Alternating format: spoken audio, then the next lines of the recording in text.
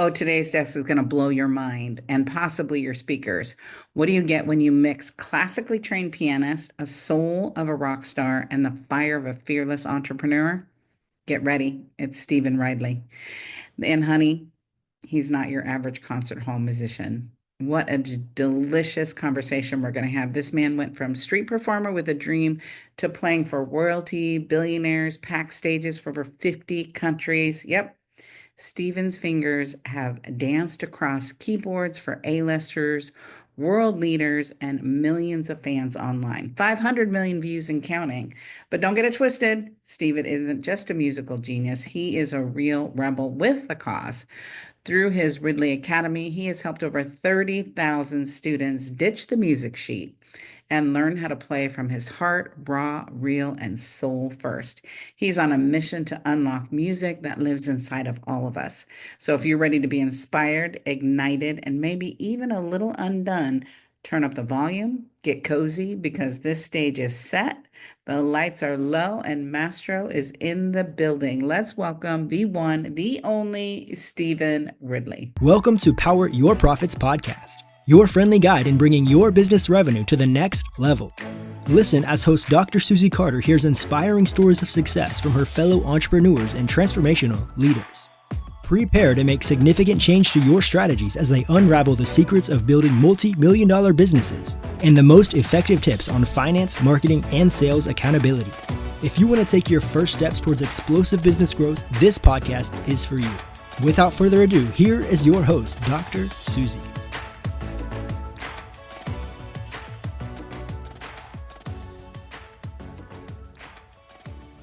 Stephen, thank you so much. Why don't you tell people what is your jam? What do you do? I know I did your amazing bio, which is fabulous. And I encourage you to go look at a sizzle reel because it is really spectacular. It is a good sizzle reel. I've been in this business a long time, Stephen. When I say that, I mean that because not everyone is that. It's so authentic and juicy. And I felt like I got to know you. And so share with everyone your secret sauce and your journey to get here. Yeah, okay. I mean, that's the two big questions. So my look, I love music. I just love music. And it was really unrealistic to me that you could professionally do music. Like my whole life, I come from a village, 40 people. And it was my passion. It was the thing that I loved to do. It was never realistic that that would be a job or a career or a business. And so I just did what everybody does. You work hard at school, get a real job. And I worked hard and I was like, so what's the most success I could have? Well, it would be the highest paying job. And I got all the way to university without really realizing what am I going to do. I had some vague ideas. And then I realized okay, the freedom's about to be up and I'm going to have to go into this real world. And until then I'd had lots of what I call fun jobs. And they really were fun jobs. Right. From I was a toilet cleaner, then I was a gym instructor, then I worked in a wine bar, and then I worked in a restaurant, and then a tea rooms, and then a gadget shop, and then a Starbucks, and then I did all these, we call them tin pot jobs back home. They're easy to get, easy to lose. And but I always knew that there's this big future ahead, so I always did those with the spirit of play. And then after university, as I come towards the end of university, I was like, God, I'm gonna lose all this freedom and I have to go get a career. And it suddenly seemed a bit like a death sentence. Right. So I was like, well, if I'm giving up all my freedom, then I need the best job possible. So I just Googled, what's the highest paying job? And it said investment banking. I was like, good, sounds like what I'm gonna do. And so it was right after a horrible economic crash. And I decided to apply to investment banks on the same year that they'd all fired 75% of their workforce. And it's like, we're not hiring. And somehow I got the top job in the top investment bank in the planet at the time. There was over 16,000 applicants for that one spot. And I felt like I'd won the lottery. I was like, oh my God, I've made it. Because that's all I knew about the world at the time. And I was like, I thought that's like king of the adult world. I got there, I was miserable. And it took me a long time to wrestle with that misery because I felt ungrateful. I felt like I should feel successful. Other people told me I was successful. I wanted to believe them because it made me look good, but in my heart, I didn't really feel it. And I was just eaten away with this constant feeling of like, is this it? Is this really Right. it? Um, and I still dreamed of like silly things like music. And Right. and they had a grand piano in the reception of this bank, and I'd finish work most days 4 a.m., 5 a.m. And I'd go down, and while I was waiting for the cab to pick me up, I'd sit and play the song, 2 songs, 3 songs. It was my favorite part of the day. And this went on, and I'd start to look at other people with envy. And like, I get my hair cut, and I'd look at the hairdresser, and I'm like, man, you've got such a good life. You've got friends, you've got a wife, you've got children. I'm just in my office 20 hours a day doing something I hate, 7 days a week. And so is everybody above me. Like, there's no ends to this. Right. But I had no safety net. My dad died at 15. We had no money in the family. I have no, I have no safety net. And I feel so in this pressure cooker of somehow I've got this job that I feel I don't deserve. And if I leave, I'm going to have destitute poverty. And so I'm just stuck in this cage made of money. It was the weirdest golden cage. And eventually it took 2 years. It felt like 50, but it took 2 years. And then I was like, you know what? I'm going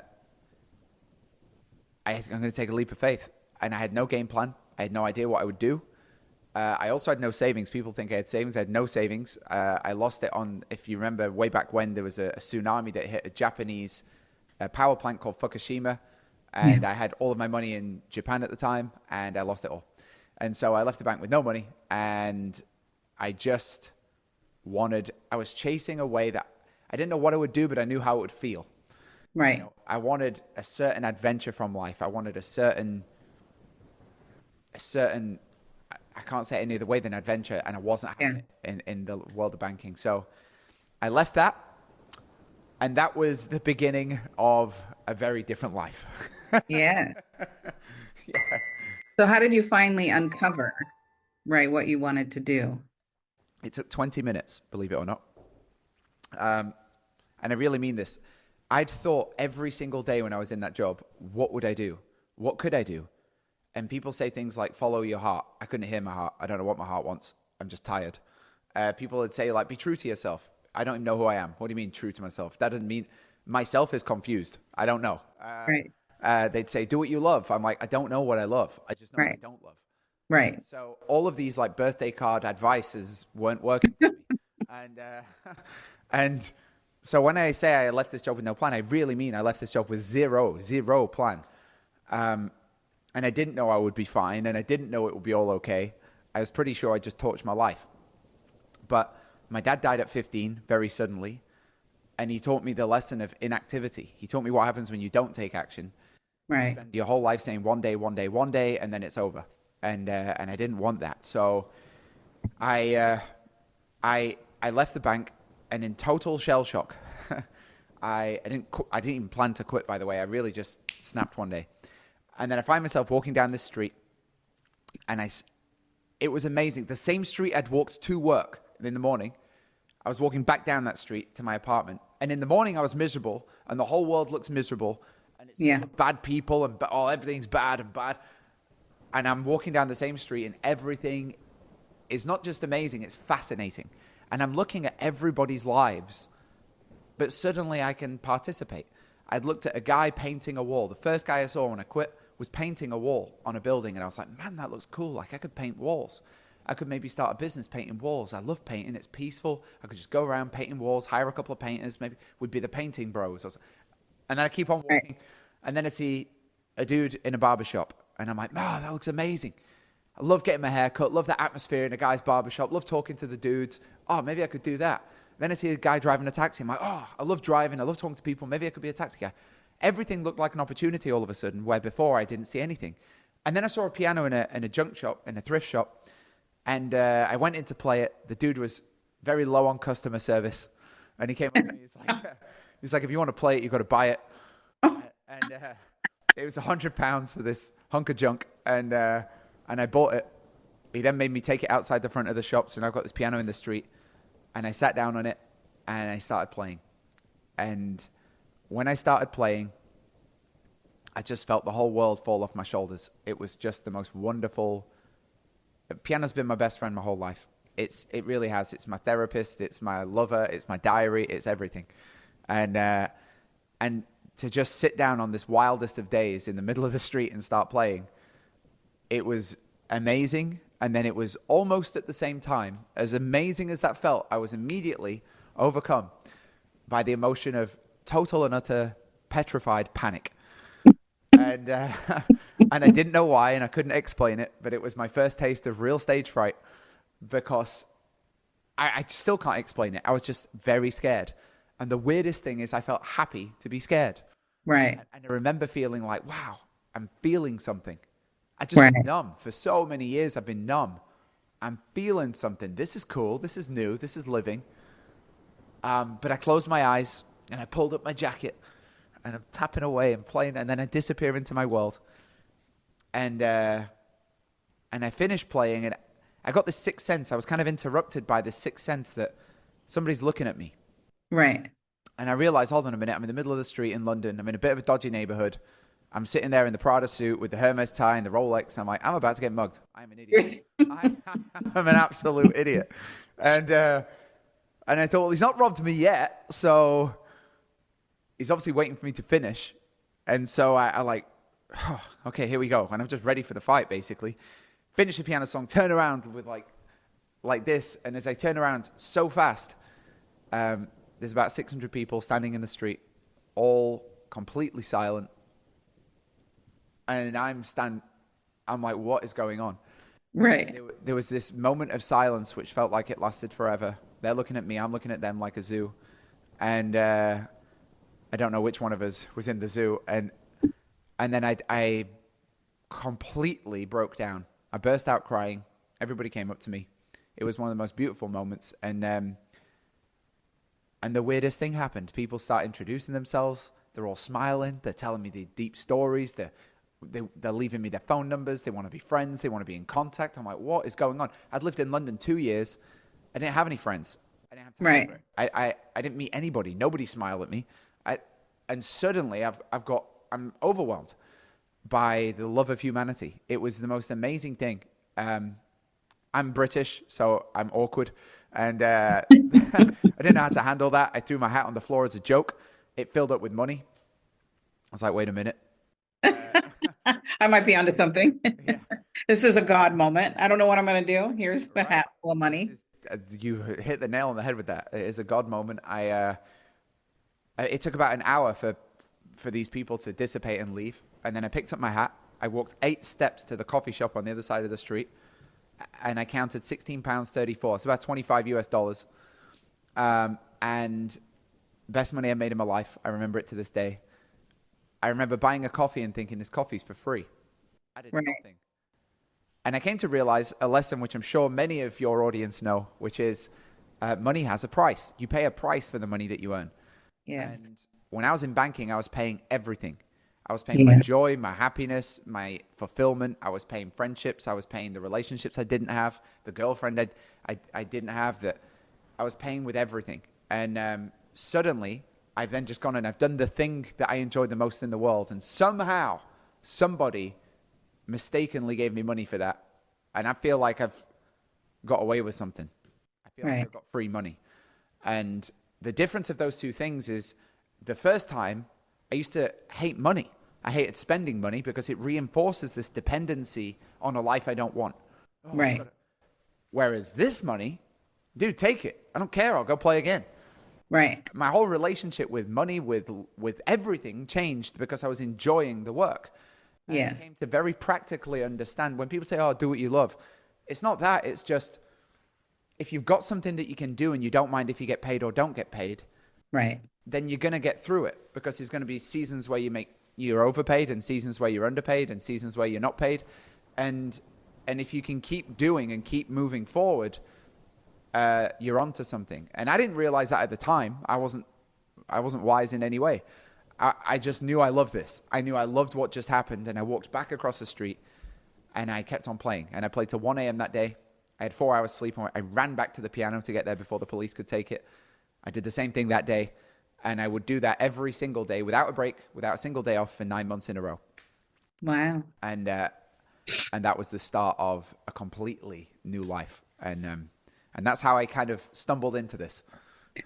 And then what helped you take it from street performer to, first of all, commanding some of the most world's prestigious stages? I mean, what you've accomplished is no small feat. Give now having the backstory to the backstory, right? So much juicier. Like it's a great story. So how did you shift? What really occurred to take you from the street performer to where you are, being on the most prestigious stages? Yeah, it's well, I will tell you how I did it, and it's something. Again, this is I know your audience is mostly business people, so I'll speak in language that makes sense to them. I didn't realize when I was playing in the street that I was marketing. I didn't realize I was doing research, market research. I also didn't realize I was doing sales and advertising. I didn't realize I was just playing piano. Right. But what was actually happening, without me knowing it, is I'm in the street and all these people want to go to work, get the bus, go get the coffee. They're all late. Everybody's late and they're on the phones and they're doing Right. stuff. And I've got to reach them, right? And we're in London where there's a million distractions everywhere and everyone's fighting for the attention of everybody. And somehow, in my naivety, all I want to do is just give people a beautiful experience. Because I'm going through some existential moment here in my own life, and I just kind of want to share this very magical thing that's going on. And so I'm playing piano with a totally different motive at this point. I just want to share with you this amazing, beautiful moment. And somehow that grabs people. But what I was learning 5 minutes at a time, because I play a song, there's 100 people, 200 people, 500 people. I'm Mick Jagger for 5 minutes. And then they leave, and then the next song, and then another 500 people. And what I realize I'm doing is I'm perfecting my craft so fast. The iterative process of each song was like, okay, that song didn't work. Not as many people stopped. Oh, that one really worked. They like it when I do this. Oh, that Right. works when I play these chords. Oh, it doesn't work when I play this kind of stuff. And normally a musician would have to do like hundreds of shows in all these bars and jazz clubs over years to find out Right. what I was finding out in one day. Right. Because I do 5 minutes change, 5 minutes change, 5 minutes change, and in 3 hours you don't recognize me.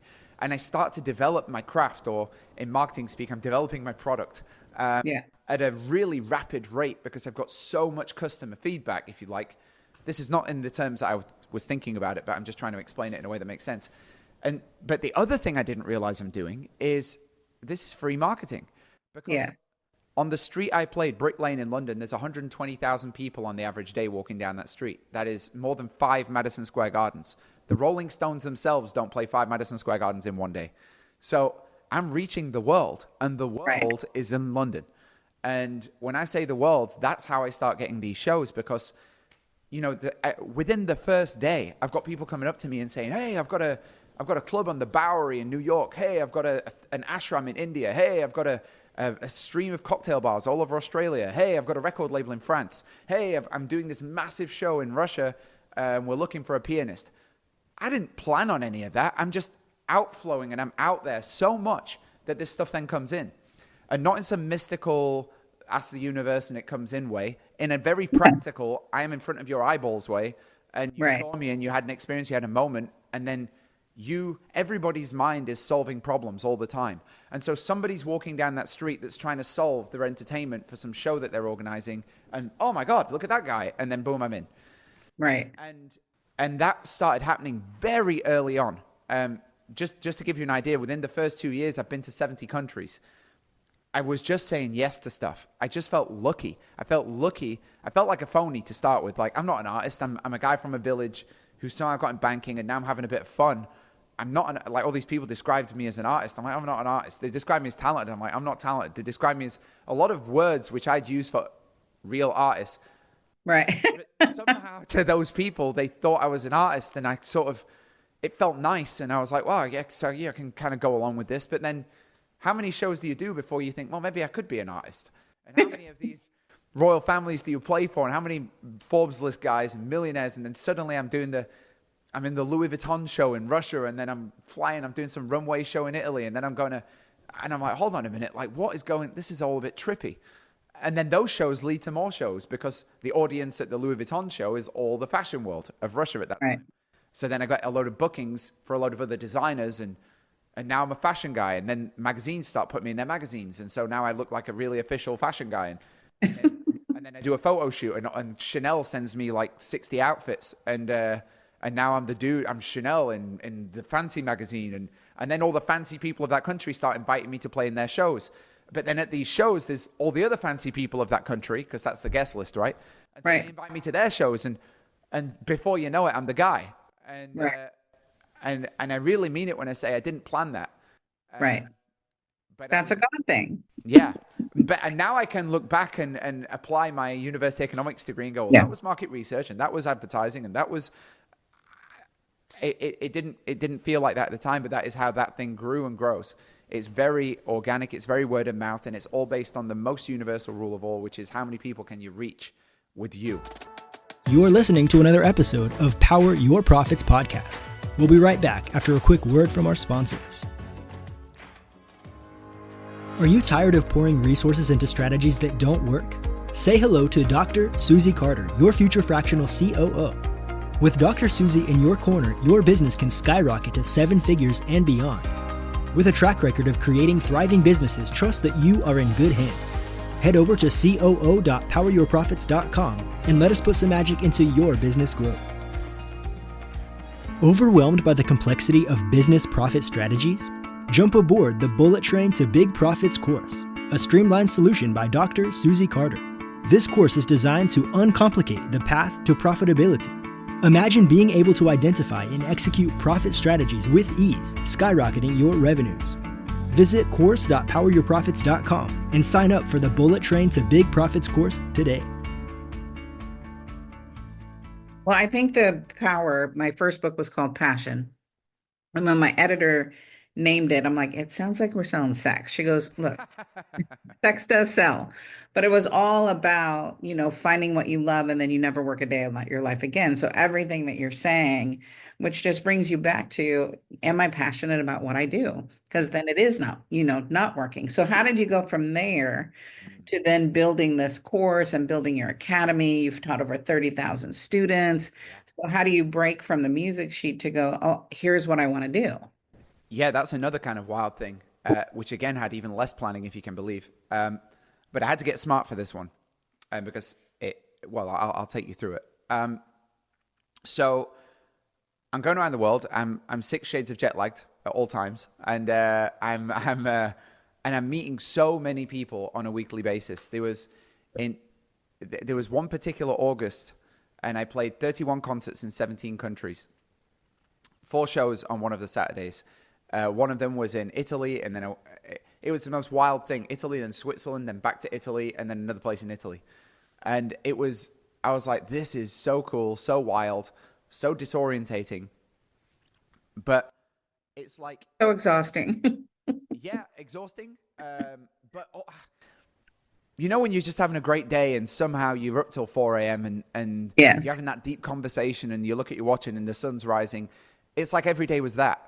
Right. And I was running on I don't know where the energy came from, but it was amazing, honestly. And but I was hearing this feedback constantly of people coming up to me and telling me how they'd always wanted to play piano.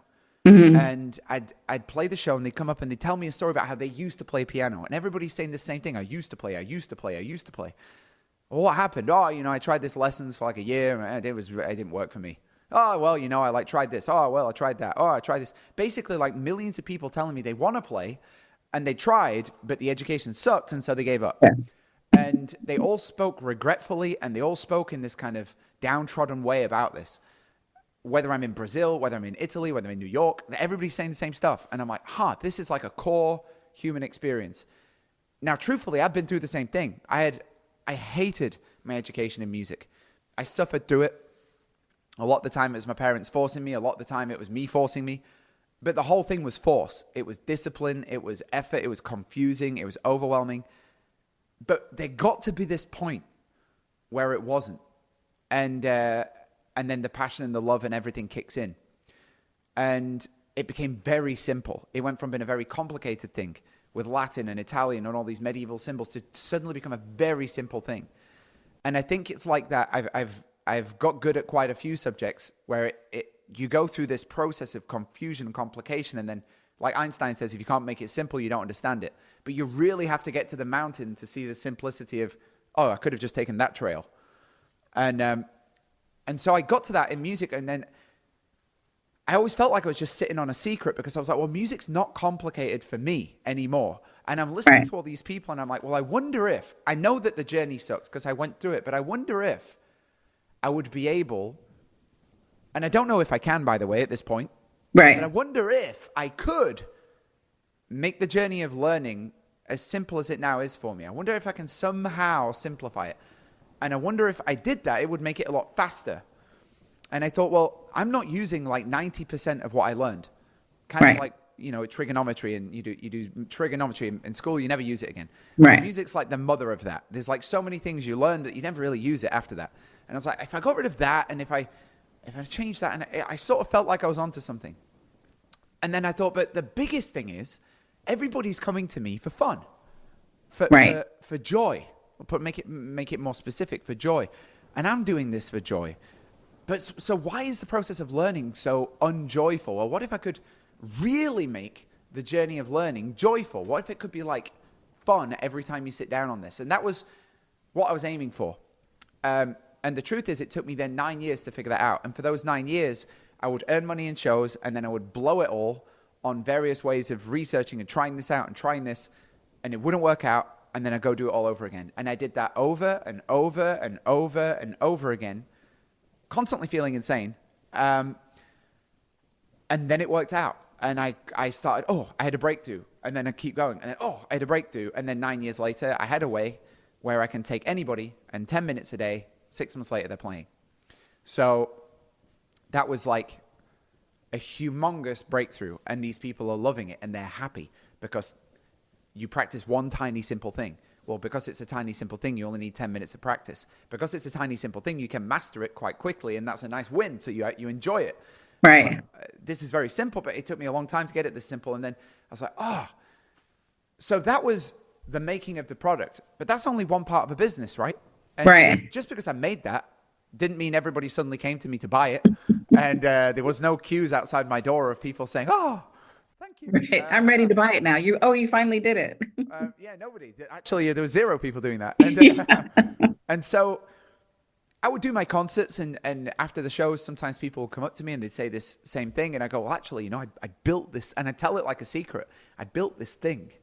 And I'd been out and I shot it, and I shot all the videos, and I edited it all, and I made it. It was really a work of art. And I spent a long time making this, and blew $3 million making this thing. And then I was like individually selling it. And I sold 12. And I was really happy with that, except that the economics didn't quite stack up. And, and at this time, because my shows are quite expensive and fancy, the people who were then buying this were paying a lot of money for this. Right. And that was how it was going for a while. And then COVID came. And when COVID came, everything changed. My life completely changed. And a lot of musicians went out of business in COVID, because that's a very, it's a very hard time to be a performer. Right? Yes. But somehow this was another one of those playing in the streets moments for me. This was another moment of like accidental epiphany where life changed again. And that was really the turning point, both for the school, for me as an artist, and where I kind of had to grow up and get my big boy shoes on. Yeah. Because this accidental everything falling into place stopped happening. I had 58 concerts, 58 out of 58 canceled. They'd all paid 50% deposits. I'd used that deposit to invest, and so I didn't have all the money. I paid tax, all this, and some of them are booked a year in advance. And now they all want the money back. And I'm like, oh no, this is not good. I don't have the money. I don't have the money, and I don't have an income, and I don't have any idea how long this is going to last, and we have no prediction, and it seems like the world might be over. Yeah. Because if you remember when COVID first hit, that was like, we have no idea what's happening. So that was a position that I found myself in, and I had to go and solve that problem. Pause for drink. Dramatic pause.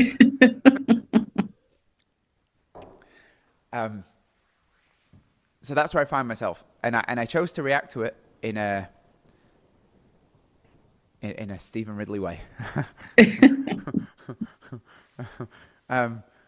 So kind of like, you know, when I went in the street, and what's always been a successful action for me, and it's funny that your first book is called Passion, is I've just leaned into, in very difficult moments, I've not succumbed to the invitation to do what the pressure of this environment is dictating I should do. So for example, when I quit my job, every bone in my body is telling me, go get another job. Yes. Including my mother, which was a difficult bone in the side of my rib. Everyone around me, everything says, get a fucking job. Because it's Tuesday, you've woken up. What the fuck are you going to go? You're going to go play piano in the street. What are you thinking? Wake up. You work your whole life to get this degree, that degree. You got this job, you got this resume, and you're going to go play piano in the street. You retard. Like, go. And like, this was the moment, right? And I had to overcome that voice day after day after day after day with no real good reason. Right. And this was another one of those moments in COVID where every bone in my body and the pressure of that situation was telling me, you need to go make money. And like, lots of it, and go fast. Just go crawl back into any career that you can get, and do anything you can do to make money and make face masks. I mean, I remember a lot of my musician friends started making face masks, and I was like, what are you doing? You musicians, you're not face mask makers. Like, what are you doing? And I did something which at the time was super counterintuitive, and it was super difficult, but I decided I was going to play. I decided, like, look, I play. That's what I do. Right. I make music and I play music. And I made that decision a long time before it was comfortable, and a long time before people started overpaying me for it. And I'm still going to do it. Like, I'm not going to let some environmental circumstance dictate what I do. I play. Pay me or don't pay me. Fuck you. I play. Pay me or ban me from playing. I play. Make all these rules that I'm not allowed to go out and all the concerts are closed, and I still play. And I'm like, I'm just going to find a way to play. And the first way that I played is I went to a train station where I thought there was going to be loads of people because it's a really busy train station in London. And my big plan was I'm going to make a free concert for all these people, and it's going to be really amazing. And I took my buddy with me to film it, and we got to the train station, and it was the first day of lockdown. There was nobody. Yes. And I've never seen this train station like that. And I was like, okay. And he's like, well, do you want to go home? And I was like, no, I'm going to play. And I played this song, and I recorded it with no equipment on an iPhone. And we put that on Facebook, and it got shared by a bunch of really big pages. And across all those pages, that got over 160 million views in the first 7 days. And then randomly, like a Singaporean news channel paid me to put it on rotation on their news channel. I don't know. I've never even been to Singapore. I was like, okay. And it started going around, and it took a life of its own. And then that brought my first bit of an online following. Now, truthfully, I didn't like online. To me, online was like having sex with 4 condoms, so you don't feel anything. Right. This it's the opposite of your book. It's not passion. I was like, why, when I can go and do a show where I can smell the audience and they can smell me, and we have that real human moment? Why on earth do I want to do anything online? Right. But this thing went big, and I was like, 160 million. Like, I can't imagine 160 million people. My country has 55 million people. That's like 3 of my country. I can't even imagine that. Right. And from that, I got about 120,000 followers on this Facebook page, which since got hacked and somebody stole it, but never mind. And then 120,000. I was like, wow, that's a lot of people. That's like 5 Wembleys. Wow, And so I leaned into that, and I was like, well, you know what I'm going to do now? Instagram released a feature called Instagram Live. I'm going to play every single day. And I played 2 concerts per day, every day, for 9 months. And they were 3 hours in length. The first concert, 0 people. When you end it, it shows you how many people, this many people watched. 0 watched my first concert. That was depressing. Again, every bone in your body is telling you to give up. Right. Go make money, go climb for a job, go do something else. But I showed up, and I did it again that evening. And after 9 months, the last one that I did, there was 70,000 people watching that. 2 stadiums right there.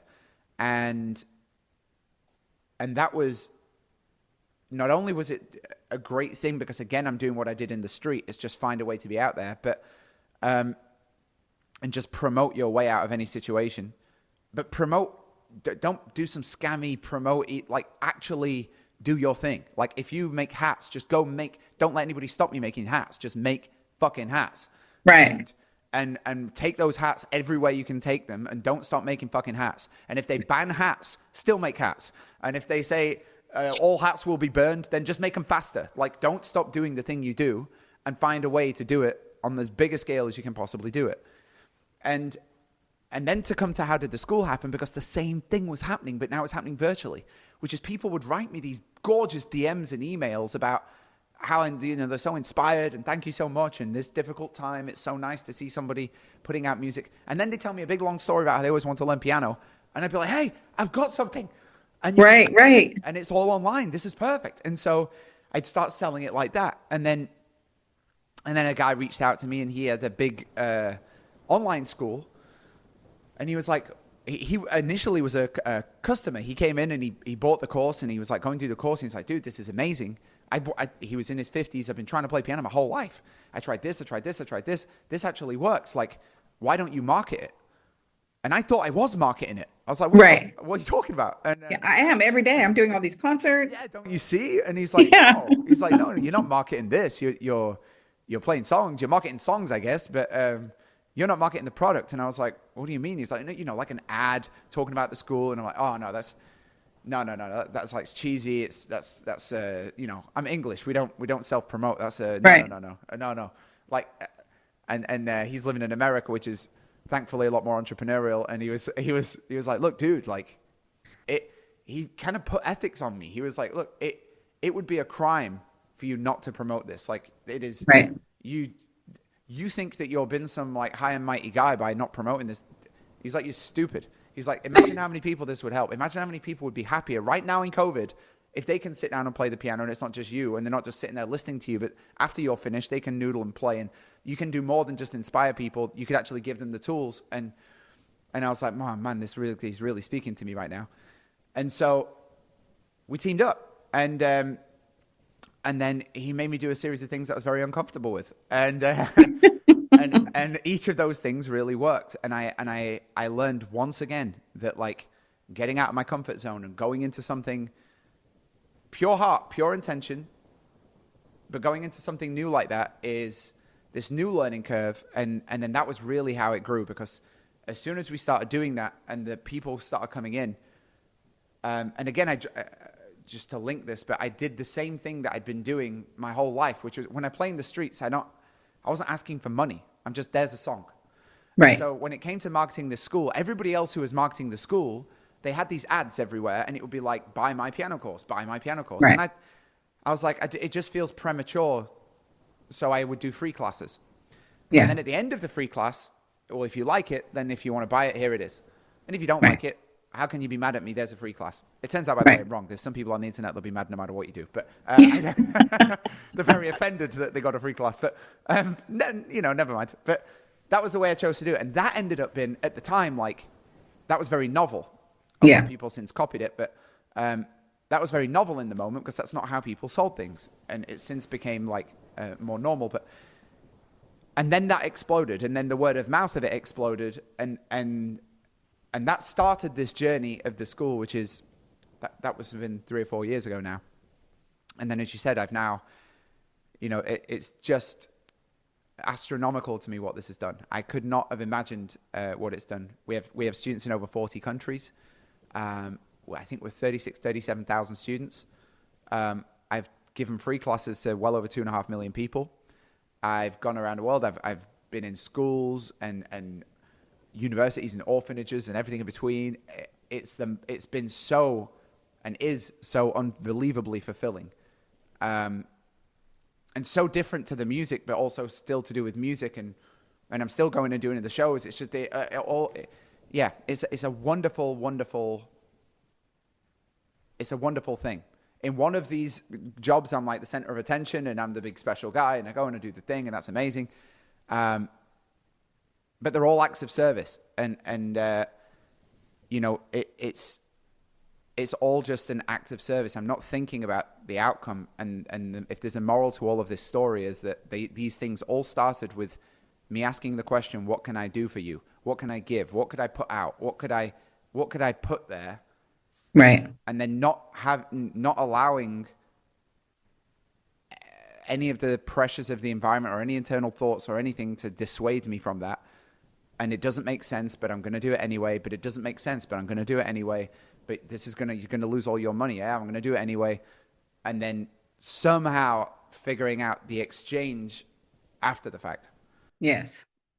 So Um, what's next? What's on your docket? What's the next season look like? What are you going to do anyway? Because that's a yeah. great name of a book, by the way. What's next? Do it Which anyway. do it anyway. Yeah. What's next? Uh, Do it anyway. I have a company called Do More, and I have another one called Give More. Yeah. So what's next? I mean, in 2 days I'll fly to Dubai. I'm going to play 4,000 people at Dubai Expo. Super excited. I just was on a call. I'm playing with some Georgian orchestra. Couldn't even point to Georgia on a map. Never heard Georgian music in my life. Um, I've got like 2 days to learn all this Georgian music, and they're flying in this orchestra and dancers and a light show and all this kind of stuff. That's gonna be pretty wild. I'm launching a new product in the school, because so far I've done pretty much everything, and this is also wild. I've done pretty much everything with one product. We've sold over $50 million of this one product, and and uh, and I never thought about a second product, which is wild Right. because again, everybody around me said, "Oh, you're going to make the next one and the next one and the next one." But I like this one, and I spent years making it perfect. So let me just put. So, but what I realized is like there's different demographics of like people that want to play piano, and I've come to realize this now because 2.5 million people, you start to learn some things, and you have to Right. realize that you didn't know That everything. market research again. Exactly. And so I've realized it's kind of like a profile of people that they just want to learn really simple, easy tricks, and they just want something they can like do at a party and impress a few people, and that's it. And Right. that's a category of people. Now they're not the category of people I made my course for. I made my course for like people that want to play, they want to write the music, play by ear, like truly play piano, and like have everything that I have, the passion, like that's that. But there's some people that are like, dude, I'd just like to be able to fucking play a couple of songs at a party.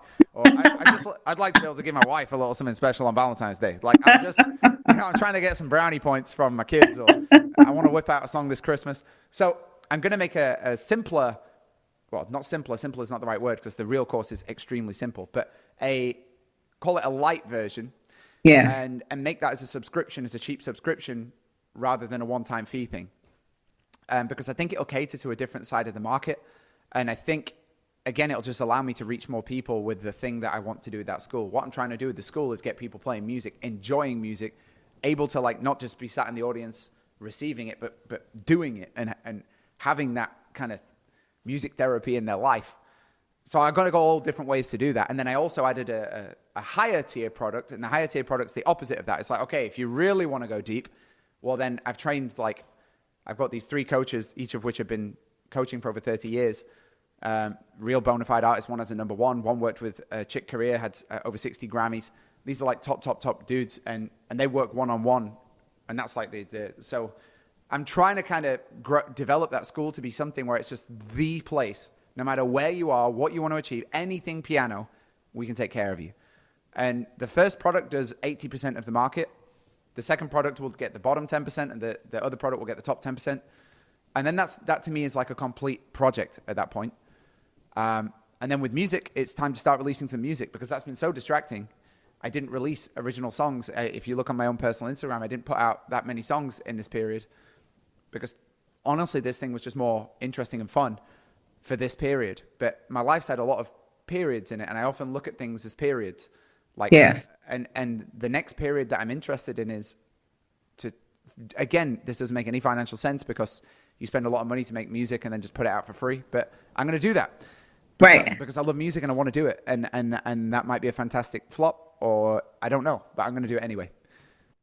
Oh my God, what an incredible ride. First of all, thank you for, I think when you hear somebody's soul journey versus like when you were in banking, right? That was not your soul journey. That was the logical. And I always tell my students, if you don't love it, go do something else. Life's too short, right? There's so many people that hate their jobs or hate what they do, or we're doing it for the dollar, and we've all done it.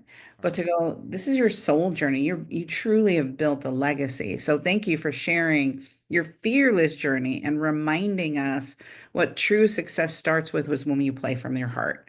And you listen to your heart and you listen to the soul. You don't listen to the naysayers. You listen to, I always call it when, God's speaking to me and I don't want to hear him, right? I'm like, no, thank you. Thank you for, no, no, thank you. And it just keeps getting louder, right? And you're going, okay, I'll listen.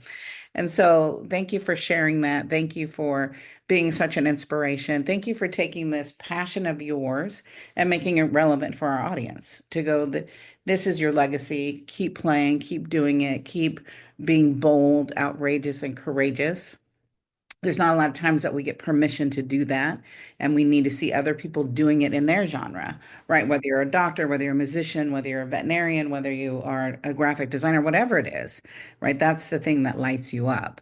So, how can people find you, play with you, share with us? I could talk to you all day, by the way. I'm just like, okay. I'd be more than happy to. Trust me. I'm known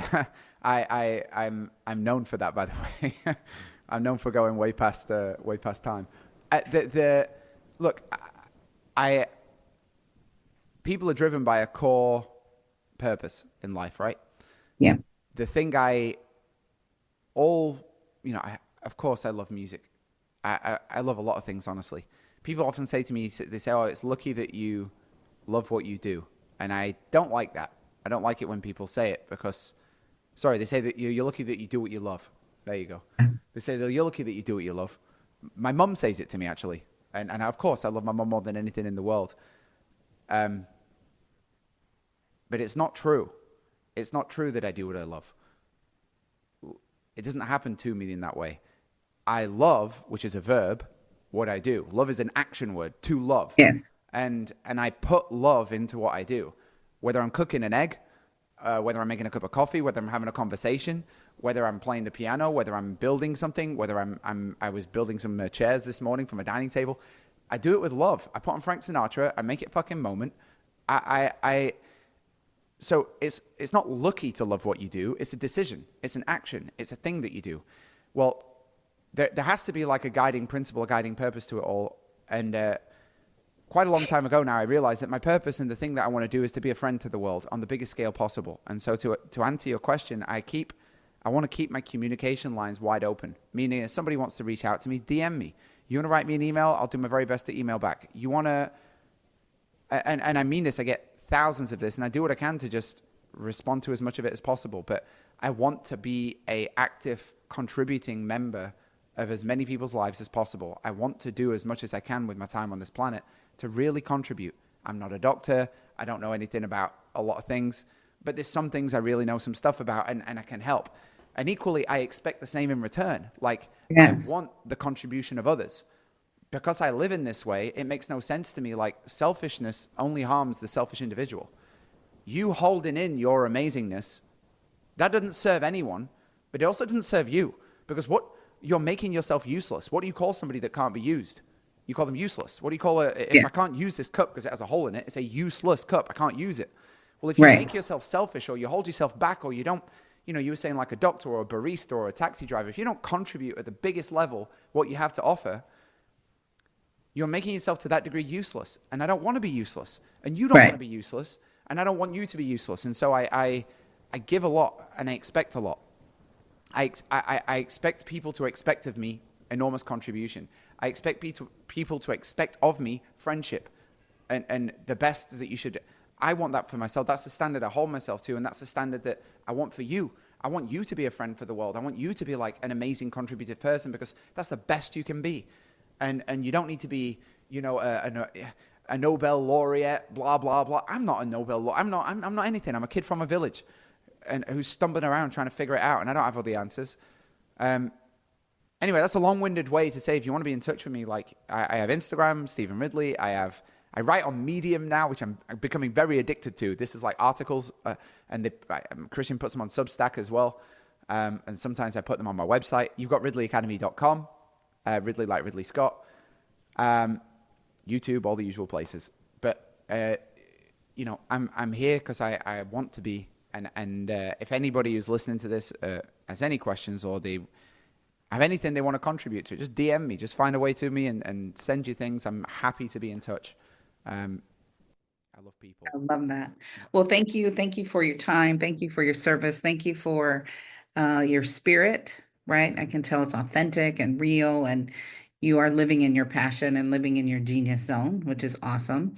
And so if you love this podcast, I want you to share it with your community, because I know there's someone that needs to hear Stephen's message. I'm fired up. I love that you tapped into my soul to get me excited about what I do. I'm like, yeah, that's why we do. We do. Yeah.